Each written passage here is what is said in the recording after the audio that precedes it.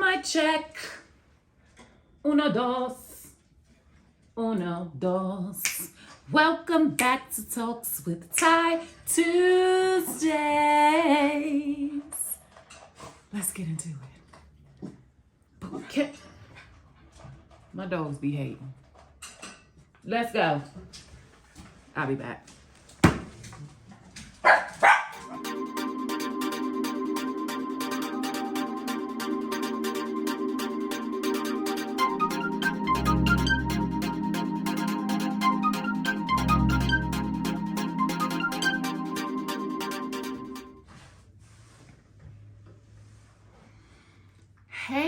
Hey, angels, and welcome back to Talks with Ty Tuesdays. So, welcome back to Talks with Ty Tuesdays. Tonight is Tuesday, October the 25th, and we're going to get into some things. Talks with Ty Tuesday. So as you guys, if you're one of my subscribers or one of my podcast listeners, one of my followers, you know that I have turned my channel, my YouTube channel, into everything me, Ty. Okay. My YouTube channel started off as a hair, lifestyle, and vlogging channel. Touch by Ty Hair Co. is my business. And so I named my YouTube channel Touch by Ty Hair Co. It will remain Touch by Ty Hair Co. But I just want to give my viewers more than just hair, okay? There are many layers to me, and I just want to share,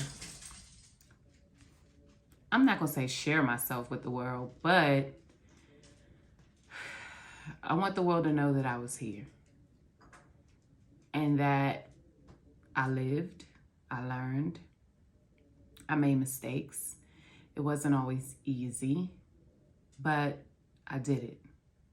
I didn't give up, and I didn't quit. So these episodes and different shows are all me, okay? They're all different sides of me. So with Talks with Ty Tuesdays, it's a segment here on my channel and on my podcast that I like to do my goal is to do it every Tuesday. And on Talks with Ty Tuesdays, we give you, excuse me, I probably hear my dogs rattling in the back because I'm at home, okay? So, but anyway, on Talks with Ty Tuesdays, I like to give you the meat and potatoes, okay?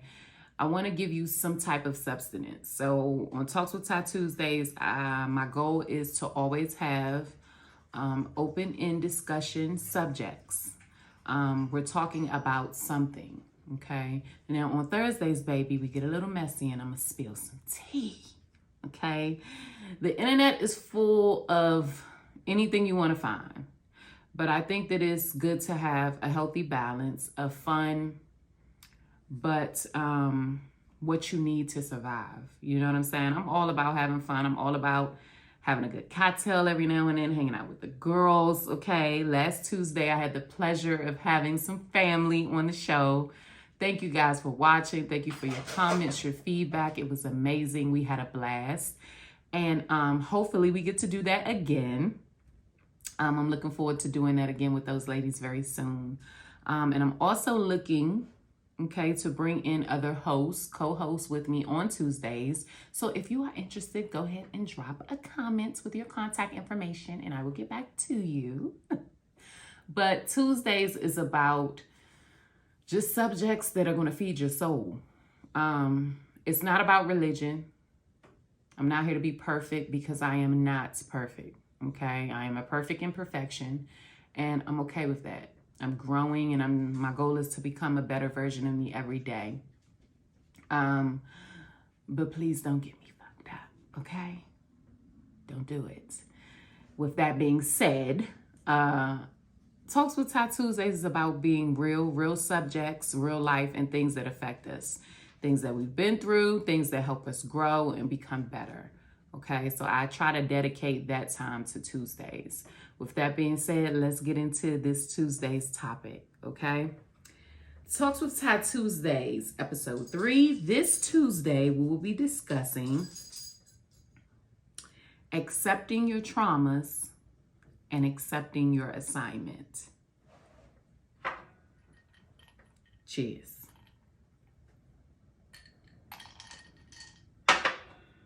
Baby, let me tell you, accepting your traumas, ooh, child, I'm a pour on top of that, okay? Because some of my traumas I don't want to accept. Some of my traumas I don't want to accept, okay? And accepting your assignment. Oh my God, really? And y'all know the man upstairs put me on this because traumas are very, very touchy, you know. Let's get into it by defining some things so that we have a correct understanding and we're gelling, okay, in this conversation. Trauma, a deeply distressing or disturbing experience. In medicine, trauma is described as a physical injury. I'm going to read that one more time. Trauma is defined as a deeply, distressing or disturbing experience. Deeply distressing or disturbing, like trauma. In medicine, it's referred to as a physical injury.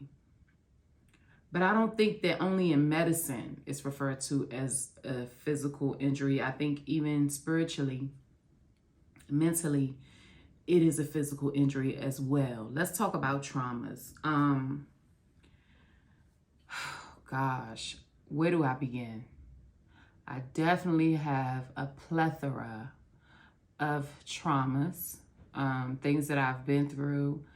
I talk about what I've been through most recently a lot because I know that I have a lot of new subscribers, a lot of new people tuning into my podcast. I'm gaining a bigger audience. So I kind of like to let people know where I am and where I'm coming from currently. But tonight I'm going to talk about a different set of traumas. And this may disturb and rattle some feathers, but I'm going to talk about it, okay? I'm going to talk about childhood traumas. I'm going to talk about one in particular. The first man that I ever loved, which is my dad, okay? And I still love him dearly, all right? One thing that I've learned about being a parent is that you don't know what the hell you're doing. I'm sorry. Like, you just don't. You wing it, okay? And you do the best you can as a parent. I thought that my dad was supposed to know everything. I held him to this high standard that you can't mess up. You have to get it right. You can't make these type of mistakes. You know, you're my father. You're supposed to know. And then I became a mother.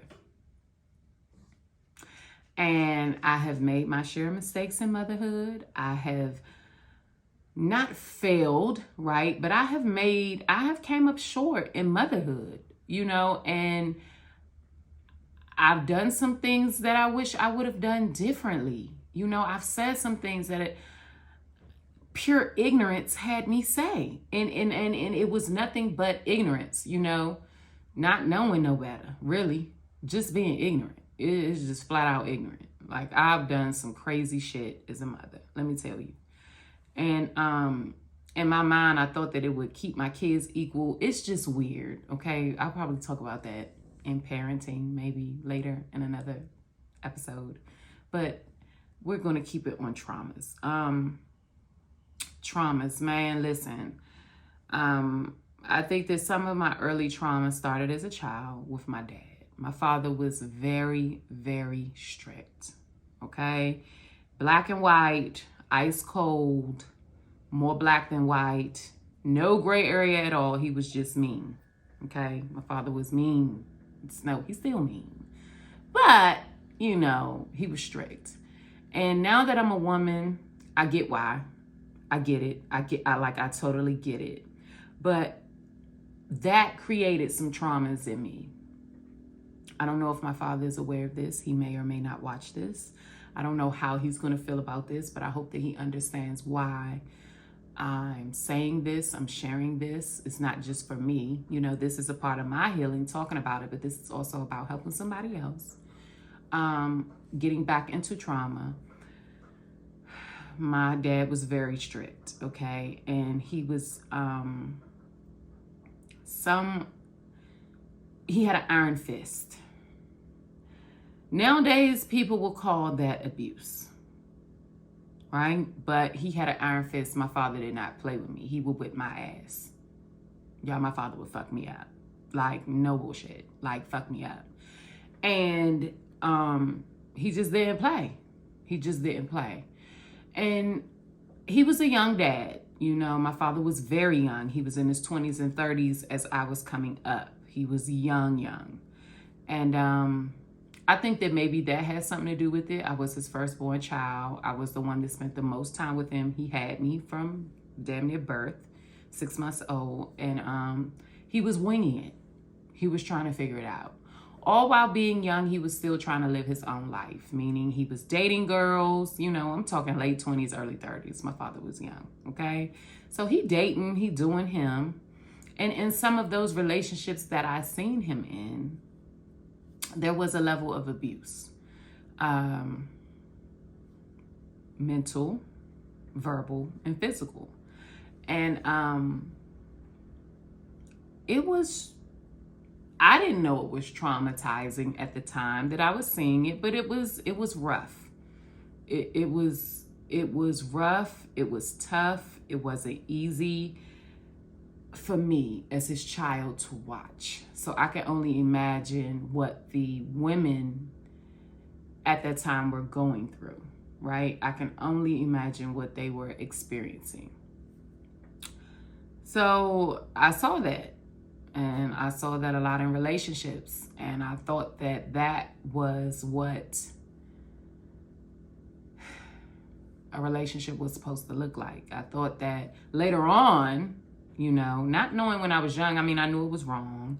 He always told me, don't ever let a man hit you. Like, I knew that it wasn't the right thing. But as I got older, something brewed in me as I started to grow. And my first real relationship was with my oldest son's father, and it was physically abusive. I met a man that was exactly like my dad. He loved me. He showed his love in a very protective way. He stood up for me. He protected me. He was very assertive, a lot like my father. And he beat me. And it was rough. I had a child with him who is now my 18-year-old son, my pride and joy, one of the two. And I didn't leave. I stayed for a while.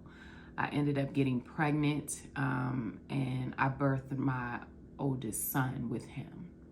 It wasn't until after having our son that this behavior started.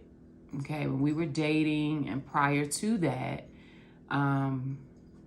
he never even showed an inclination of violent behavior with me.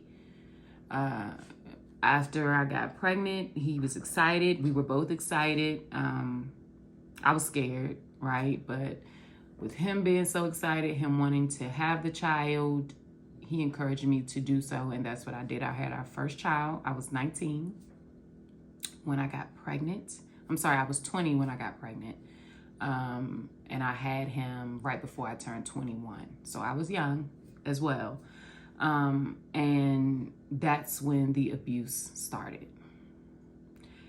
Watching him go through some of his traumas, okay? The abuse he just didn't wake up being abusive. The abuse did come with him being under the influence of certain things, certain substances, and it just brought out the worst in him, but it also brought out a lot of his trauma as well that I had to deal with, things that I didn't even know he had been through. so I felt bad for him.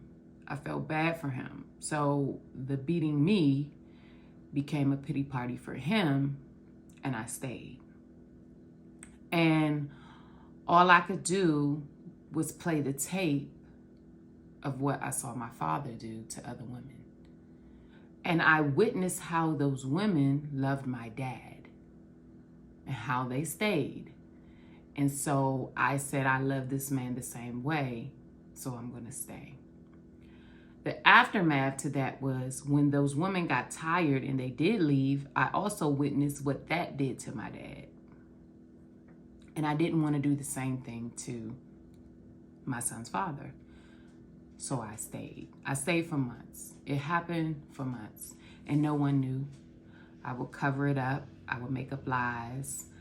I would do whatever I needed to do to protect him, because at the end of the day, I knew that I was not ready to leave.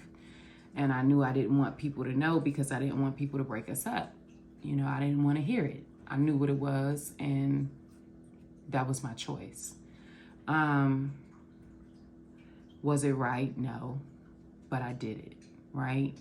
And it wasn't until after getting out of that situation that I realized why I stayed. I realized why I thought that that was okay. Going through counseling, I realized while working on myself, right, trying to heal from that situation once I left it, that that was a childhood trauma. And it was kind of what my father didn't know is the trauma that he was creating in me. And why I thought that that was okay. The blessing in the pain, it made me stronger. That's number one. It made me wiser. And I'm here. If I went through all that just to be here today to help someone on the other side of the screen, then so be it. I accept that assignment. And now I have to talk about it. I did not want to talk about this because a lot of people that know me personally, they know who my oldest son's father is.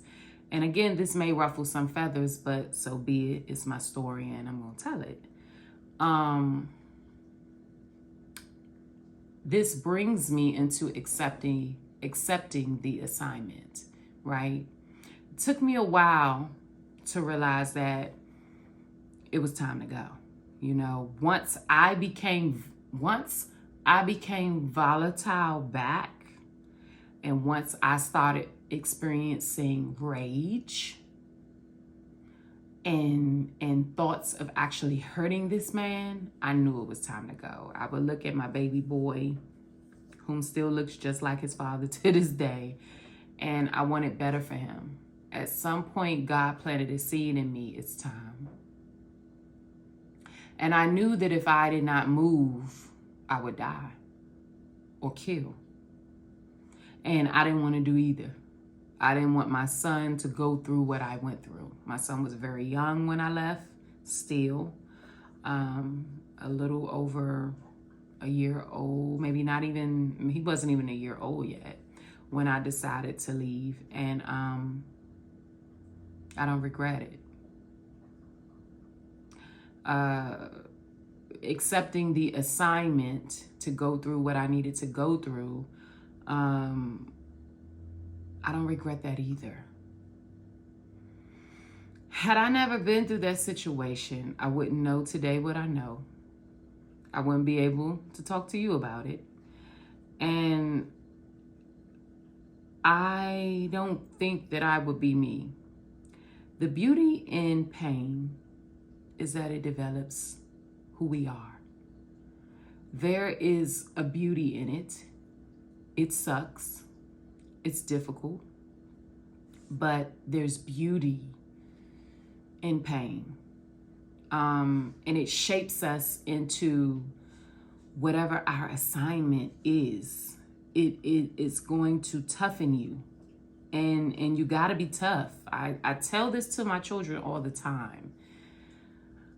Sometimes I feel like I failed them. right? Because I have sheltered them all their lives. I have kept them from everything that I have experienced. And I think, oh my God, they're going into this world that is totally different from the world that it was when I was coming up. And I pray that they make it, because I have spoiled them to death. And I pray my babies make it. Now, the caveat to that is I was not a spoiled child. So I always wanted my kids to have a better life. And I did whatever the hell I needed to do to ensure that they had one.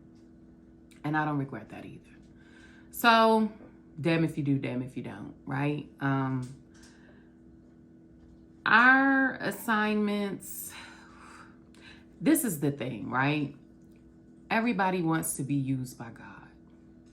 Everybody wants to be used by whatever your higher being is, right? So whatever you want that mantle, you want God to use you, whether, no matter what you're doing, hair, a rapper, makeup, whatever you're doing, music, whatever it is that you are doing, right? You want to be chosen.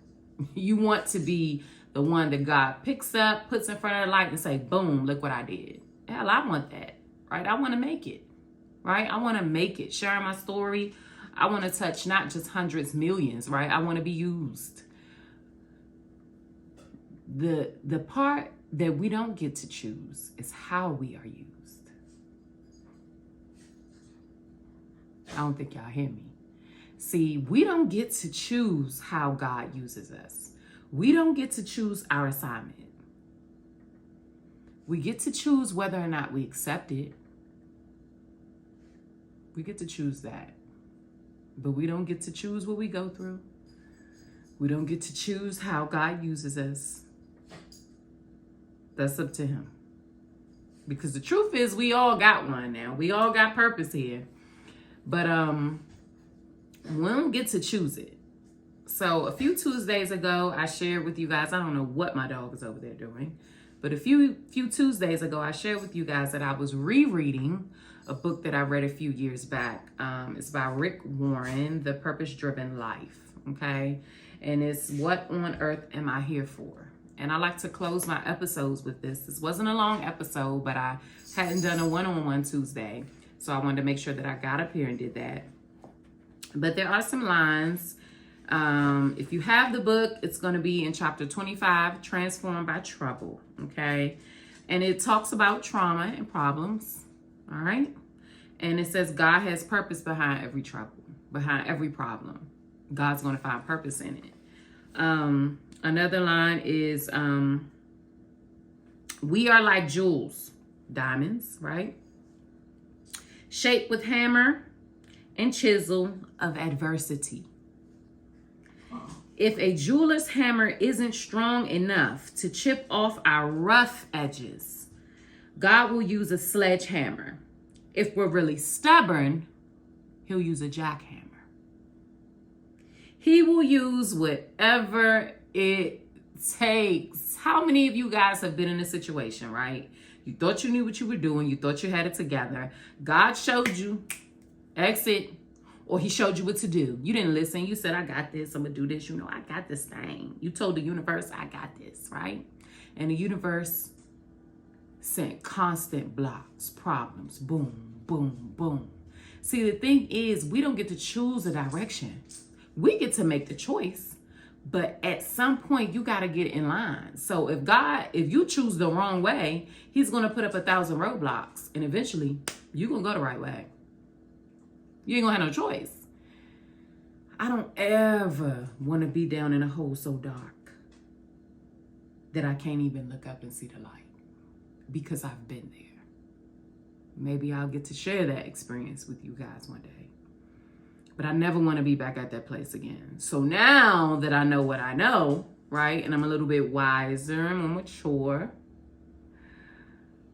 number one, I'm going to go to the universe and God about everything. That's number one, okay, before I make any moves.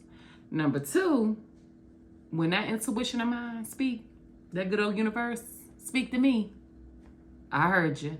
Not only did I hear you, we gonna do what you said to do. When you know better, you do better. Right? We have to get to a point in our lives where we tell ourselves, choose you.